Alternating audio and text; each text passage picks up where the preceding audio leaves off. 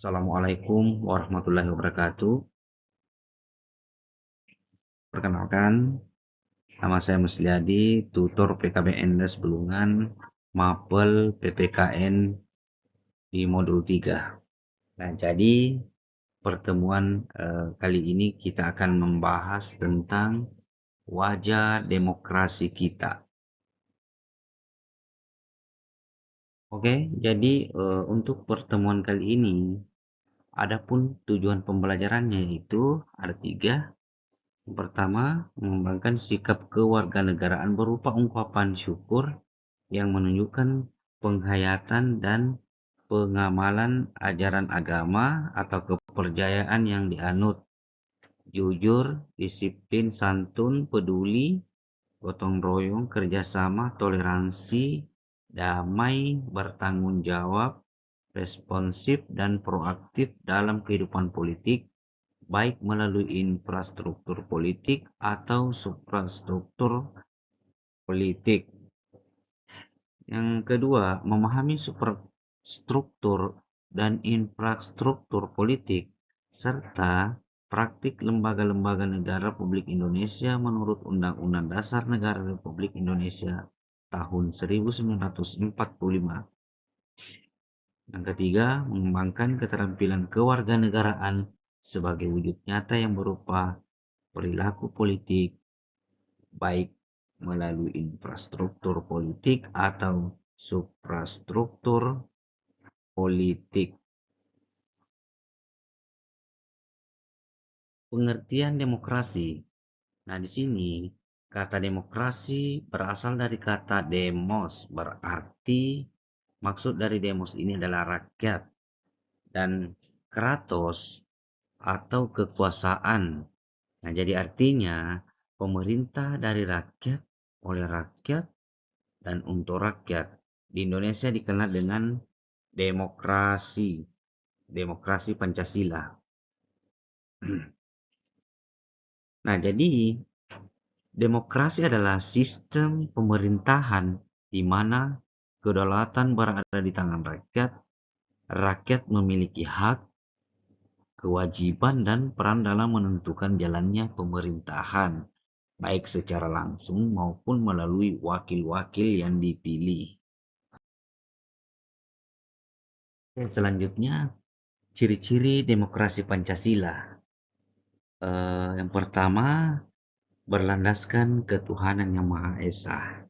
Artinya, setiap keputusan dan kebijakan dalam kehidupan berbangsa dan bernegara harus mencerminkan nilai-nilai moral dan etika yang bersumber dari keimanan kepada Tuhan yang Maha Esa. Yang kedua, menghargai persamaan hak dan kewajiban.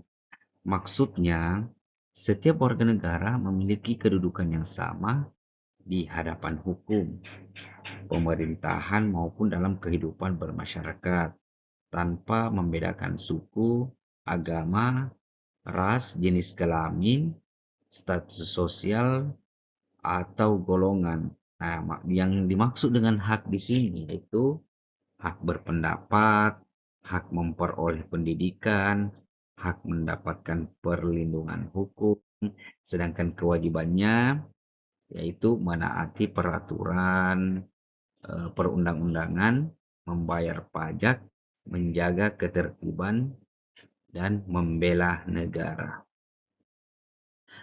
Nah, selanjutnya, mengutamakan musyawarah untuk mufakat. Ini sangat penting. Nah, di sini berarti dalam mengembalikan atau mengambil suatu keputusan itu, terlebih didahulukan itu cara berdiskusi bersama untuk mencari jalan keluar yang adil dengan semangat kekeluargaan, dan hasil akhirnya diusahakan disetujui oleh semua pihak, bukan dengan paksaan atau hanya keputusan sepihak. Maknanya supaya apa? Supaya setiap orang punya hak menyampaikan pendapat dengan bebas dan santun. Keputusan diambil bukan untuk kepentingan pribadi tetapi kepentingan bersama, menghargai perbedaan pendapat sebagai bagian dari proses berdemokrasi. Selanjutnya, menjunjung tinggi HAM. Nah, di sini menjunjung tinggi apa? Menjunjung tinggi HAM yaitu hak asasi manusia, maksudnya menghormati, melindungi dan memenuhi hak dasar setiap orang sebagai manusia yang tidak boleh dilanggar oleh siapapun. Hak asasi ini melekat sejak lahir dan berlaku untuk semua orang tanpa membedakan agamanya, rasnya apa, jenis kelaminnya apa, maupun status sosialnya. Nah, di sini supaya apa? Supaya menghormati hak orang lain untuk hidup, berpendapat, beragama, mendapatkan pendidikan dan perlindungan hukum. Tidak bertindak sewenang-wenang untuk merugikan atau melanggar hak orang lain, mengimbangi hak dengan kewajiban, karena setiap orang berhak atas sesuatu, tetapi juga wajib menghormati hak orang lain. Jadi, hak dan kewajiban ini tuh harus seimbang. Nah, selanjutnya, mengutamakan persatuan dan kesatuan. Artinya, eh, menempatkan kepentingan bangsa dan negara di atas kepentingan pribadi atau golongan, serta selalu menjaga keutuhan, kerukunan, dan kebersamaan dalam kehidupan berbangsa dan bernegara. Maknanya, menjaga rasa kebersamaan meskipun ada perbedaan suku, agama, bahasa, dan budaya. Menghindari sikap egois yang mementingkan diri sendiri atau kelompok, mengutamakan kepentingan bersama untuk mewujudkan keadilan dan kesejahteraan rakyat, menjaga keutuhan NKRI dari segala bentuk ancaman pemecahannya. Nah, di sini saya akan contohkan dalam kehidupan sehari-hari ya, contohnya di lingkungan masyarakat. Nah, di sini contohnya ikut gotong royong membersihkan lingkungan meskipun berbeda agama atau suku. Itu di lingkungan masyarakat. Sedangkan di lingkungan bangsa, mendukung persatuan dan peringatan hari kemerdekaan dan menghormati bendera dan simbol negara. Nah, kalau contoh di lingkungan sekolah, bekerja sama tanpa membeda-bedakan teman berdasarkan latar belakangnya. Sejarah demokrasi di Indonesia. Nah, di sini ada 4. Yang pertama demokrasi parlementer tahun 1945 sampai 1959 itu pada waktu itu sistem pemerintahan di mana kabinet dipimpin Perdana Menteri dan bertanggung jawab kepada parlemen. Sementara presiden hanya sebagai kepala negara. Ciri utamanya banyak partai politik, kabinet sering jatuh karena emosi tidak percaya, dan pemerintahan tidak stabil. Nah, kelebihannya rakyat bebas berpartai dan berpendapat. Namun, kelemahannya partai lebih mementingkan golongan sehingga pembangunan terhambat, berakhir dengan dekret Presiden 5 Juli 1959 yang diberlakukan kembali Undang-Undang 1945 dan mengakhiri demokrasi parlemen. Yang kedua, demokrasi terpimpin. Nah, di sini sistem demokrasi di Indonesia di mana kekuasaan politik lebih banyak dipimpin dan dikendalikan oleh presiden. Nah, ciri-cirinya, yang pertama itu kekuasaan terpusat pada presiden. Yang kedua, DPR dan MPR lemah, tunduk pada presiden. Yang ketiga, tidak ada oposisi politik. Yang keempat, pengaruh besar militer dan PKI. Yang kelima, musyawarah mufakat lebih dikendalikan presiden. Kelebihannya, sistem demokrasi terpimpin ini, pemerintah lebih stabil, pembangunan mulai diarahkan terpusat. Namun ada kelemahannya. Nah, di sini presiden berkuasa sangat besar atau otoriter. Yang kedua, demokrasi kurang berjalan, kebebasan rakyat dibatasi, timbul penyimpangan dari Undang-Undang Dasar 1945. Demokrasi terpimpin ini eh, berakhir pada masa ketidakstabilan politik dan ekonomi, muncul peristiwa G30 SPKI 1965 yang kemudian menjadi awal berakhirnya masa demokrasi terpimpin. Selanjutnya, yang ketiga, demokrasi Pancasila Orde Baru pada tahun 1966 sampai 1998. Nah, di sini pada masa demokrasi di bawah pemerintahan Presiden Soeharto yang menekankan pada pelaksanaan Undang-Undang Dasar 1945 secara murni dan konsekuen dengan dasar Pancasila. Nah, di sini ciri-cirinya demokrasi Pancasila Orde Baru itu, yang pertama, pemerintah sangat sentralistik di bawah presiden. Yang kedua, pemilu dilaksanakan setiap 5 tahun. Yang ketiga, Pancasila dijadikan asas tunggal organisasi politik. Selanjutnya, kebebasan pers dibatasi, kritik pada pemerintah ditekan. Terjadi praktik KKN, korupsi, kolusi, nepotisme. Nah, di balik itu, ada pun kelebihannya, yaitu stabilitas politik terjaga pada waktu itu, pertumbuhan ekonomi juga tinggi pada awalnya, dan pembangunan infrastruktur sangat meningkat. Namun kelemahannya, kebebasan rakyat dibatasi, terjadi penyalahgunaan kekuasaan, kesenjangan sosial melebar, maraknya KKN. Akhir masa, krisis moneter Asia, demonstrasi besar-besaran mahasiswa dan rakyat. Namun setelah itu Soeharto mundur 21 Mei 1998 menandai berakhirnya Orde Baru. Selanjutnya, demokrasi reformasi pada tahun 1998 sampai sekarang ini. Sistem demokrasi di Indonesia setelah runtuhnya Orde Baru 98 yang menekankan pada kebebasan, keterbukaan, dan kedaulatan rakyat berdasarkan Pancasila dan Undang-Undang Dasar 1945. Di sini latar belakangnya itu runtuhnya Orde Baru karena krisis ekonomi, maraknya KKN, dan demonstrasi besar-besaran rakyat beserta mahasiswa.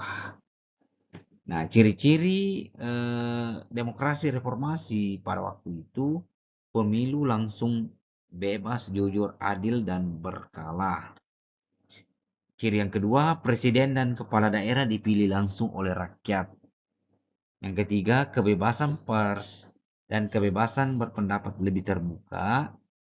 Otonomi daerah diperluas, banyak partai politik dapat berdiri, menekankan HAM lebih diperhatikan, perubahan amandemen Undang-Undang 1945 untuk memperkuat demokrasi. Nah, kelebihan dari demokrasi reformasi yaitu yang pertama, kehidupan politik lebih demokratis, rakyat bebas menyampaikan aspirasi, pemerintahan lebih transparan dan akuntabel. Namun di balik kelebihan, Adapun kelemahan dari demokrasi reformasi yaitu masih ada praktik politik uang dan korupsi, konflik horizontal dan isu sara kadang muncul. Demokrasi sering disalahgunakan untuk kepentingan pribadi atau golongan. Nah, kondisi sekarang, demokrasi Indonesia terus berkembang dengan berbagai tantangan yang ada. Rakyat semakin kritis dalam mengawasi jalannya pemerintahan. Singkatnya, demokrasi reformasi 98 sampai sekarang adalah demokrasi yang lebih terbuka, menekankan HAM, pemilu langsung, kebebasan pers, dan otonomi daerah, namun masih menghadapi tantangan seperti korupsi, politik uang, dan konflik sosial di mana-mana.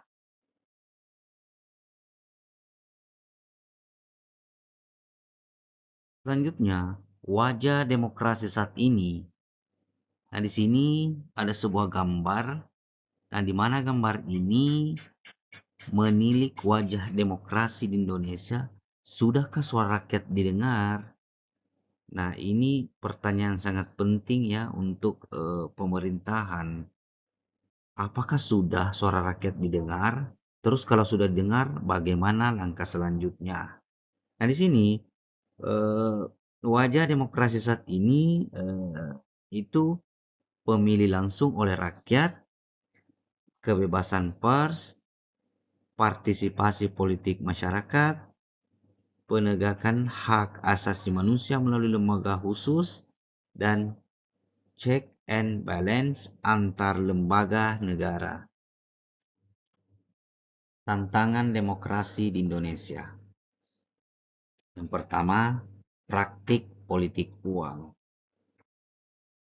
Artinya, pemberian uang atau barang oleh calon peserta politik kepada pemilih atau pihak tertentu untuk mempengaruhi pilihan atau dukungan politiknya. Ini tidak boleh kita melaksanakan hal itu karena itu sudah melanggar undang-undang yang ada atau undang-undang yang berlaku. Yang kedua, kurangnya pendidikan politik. Nah, di sini artinya kondisi ketika masyarakat tidak memahami hak dan kewajiban dalam sistem demokrasi, termasuk cara menyalurkan aspirasi politik secara benar. Nah, ini dampaknya rakyat mudah terpengaruh oleh politik uang. Muncul konflik akibat kurangnya pemahaman tentang perbedaan pilihan politik. Pemimpin yang terpilih sering bukan karena kualitas, tetapi karena popularitas atau dengan materi. Selanjutnya, penyalahgunaan media sosial. Nah, di sini penggunaan media sosial untuk tujuan yang tidak bertanggung jawab merugikan orang lain dan menimbulkan dampak negatif bagi masyarakat. Seperti hanya hoax dan ujaran kebenciannya, korupsi dan nepotisme. Nah, di sini penyalahgunaan kekuasaan atau jabatan untuk memperkaya diri, keluarga atau kelompok. Nah, di sini dampaknya merugikan keuangan negara dan masyarakat, menghambat pembangunan, menurunkan kepercayaan rakyat terhadap pemerintah, menimbulkan ketidakadilan sosial. Makanya negara kita itu sampai sekarang ini tidak maju-maju karena korupsi masih sangat besar di negara kita. Nah, selanjutnya partisipasi rakyat masih rendah.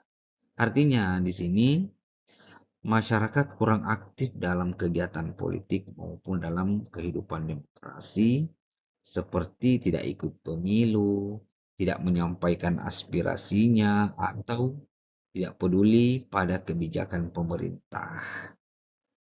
Nah, ini dampaknya demokrasi tidak berjalan sehat, keputusan politik tidak mencerminkan keinginan rakyat, pemimpin yang terpilih bisa saja tidak berkualitas.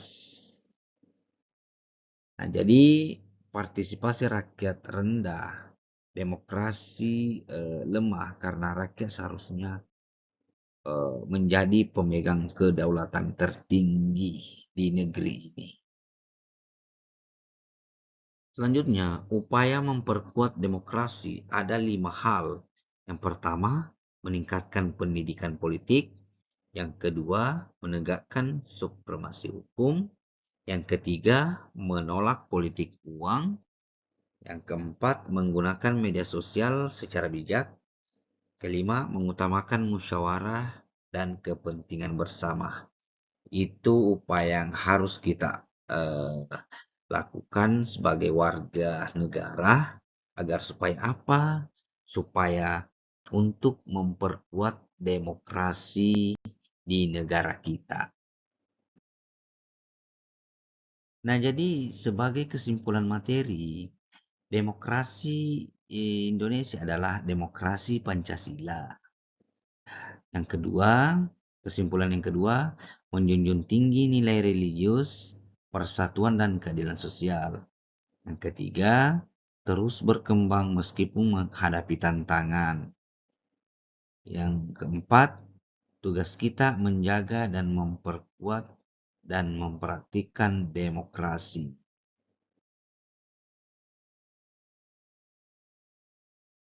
Nah, jadi untuk tugas di modul ini, silahkan membuat sebuah poster di aplikasi Canva. Contohnya bisa eh, mengambil di internet. Banyak di internet itu contoh poster. Nah, jangan lupa untuk temanya tentang wajah demokrasi.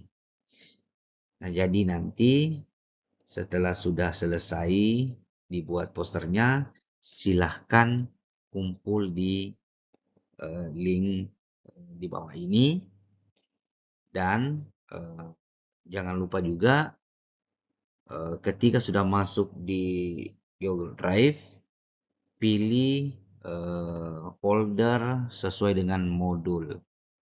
Di situ sudah tertulis setiap folder dan setiap modul. Oke, mungkin cukup sekian dari pertemuan kita untuk materi PKN di modul 3 ini. Semoga teman-teman semua dapat memahami materi ini dan semoga kita semua diberikan kesehatan, kelancaran rezeki, panjang umur, sehat selalu. Saya akhiri dengan ucapan Assalamualaikum warahmatullahi wabarakatuh.